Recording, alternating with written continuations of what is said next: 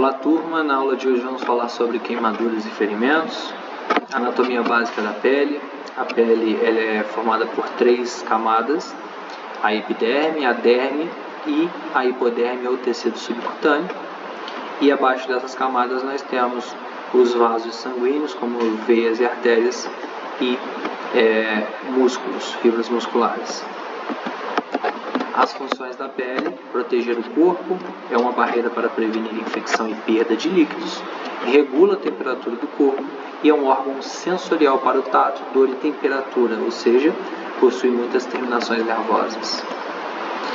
Utilizamos o mnemônico DCAP-BTLS, D de deformidade, C de crepitações, A de abrasões, P de penetrações, B do inglês queimaduras, T do inglês também rigidez, L de lacerações e S do inglês edema. Então, sempre que eu avalio um paciente, eu procuro em sua pele DCAP-BTLS. As feridas elas podem ser abertas, rompe ou penetra a pele, e fechadas, seria um golpe ou uma contusão aplicada na pele. As complicações das feridas são hemorragia, infecção e dano a outros órgãos e estruturas. A avulsão, também ela é conhecida como amputação parcial. Nesse caso, não deve-se remover a parte avulsa, deve-se apenas limpar e reposicionar e imobilizar para transporte. Já a amputação é uma separação total. A parte amputada pode ser reimplantada em até horas depois do incidente. Importante controlar o sangramento. Em muitos casos, aplicar o torniquete como primeira escolha, limpar o membro amputado, cobrir com compressa estéril, envolver em um saco plástico e colocar em um recipiente com gelo. Nunca colocar em contato direto com gelo, prevenindo assim a geladura. E transportar sempre o membro junto ao paciente. No caso aí é um membro amputado, provavelmente é um dedo, e aí ele foi envolvido por uma gaze, por uma compressa estéril, colocado dentro de um saco plástico, e esse saco plástico com o membro foi colocado dentro de um recipiente com gelo. O empalamento é o objeto que fica transfixado no corpo do paciente. Ele pode impedir o sangramento, o seu posicionamento pode impedir o sangramento, por isso não é indicada a retirada dos objetos que são transfixados, e a sua retirada pode aumentar as lesões, o sangramento, por exemplo. O objetivo deve ser estabilizar o paciente a fim que o movimento do transporte não agrave as lesões. Objetos grandes podem ser cortados para facilitar o transporte. Um exemplo é uma viga de vergalhão, uma árvore, uma madeira, algo do tipo que seja muito grande e possa atrapalhar o transporte e até mesmo durante o transporte agravar a lesão. Nesses casos a gente recomenda o corte. Os ferimentos no pescoço, ele pode levar a uma embolia gasosa, pode causar asfixia e a gente destaca que nunca se deve enfaixar o pescoço. Existem outras técnicas que podemos utilizar, como o pinçamento do vaso, como a pinça hemostática, o uso do empacotamento de feridas, preenchimento da ferida, a pressão direta manual e até mesmo o uso de uma sonda Foley com o seu balonete para comprimir o local. O trauma de face, o manejo de vias aéreas é o mais importante nesse caso. Pode ser difícil vedar a máscara do BVM, então ventilar o doente sem uma via aérea avançada pode ser muito difícil. As cânulas podem ser contraindicadas por conta da mudança anatômica e a aspiração é muito importante, devido às hemorragias que podem estar associadas ao trauma.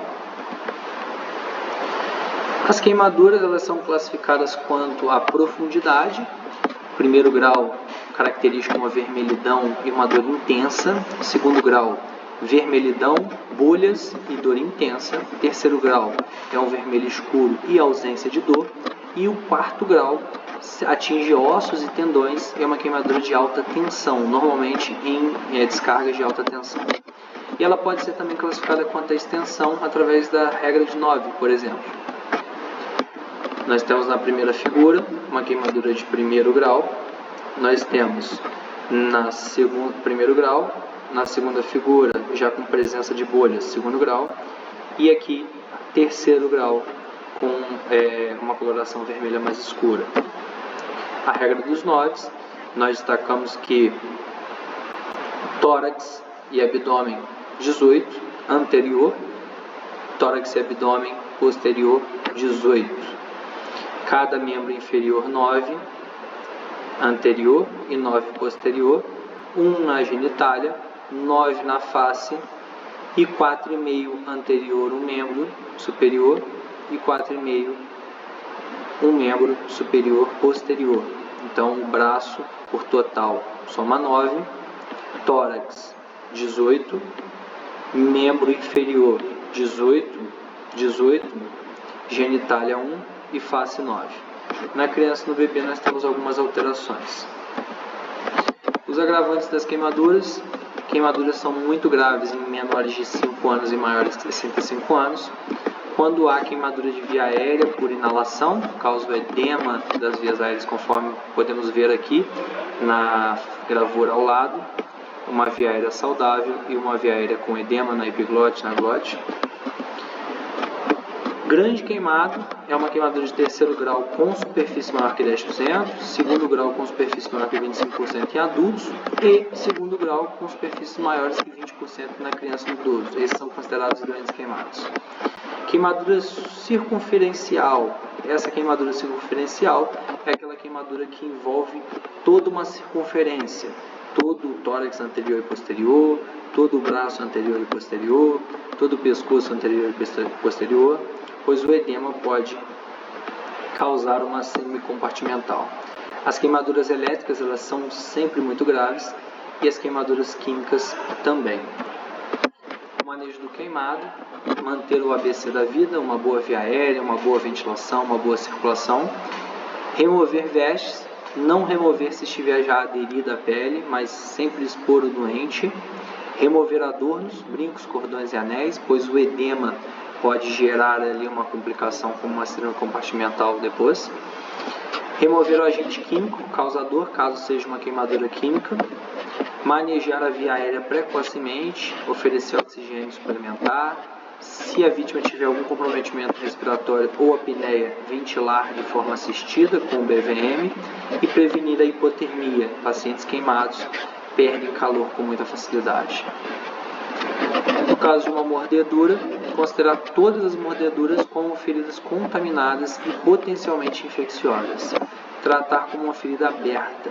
Identificar o agente causador, seja um humano, um cachorro, um gato, um animal, silvestre, por exemplo, informando a unidade receptora qual é o agente causador.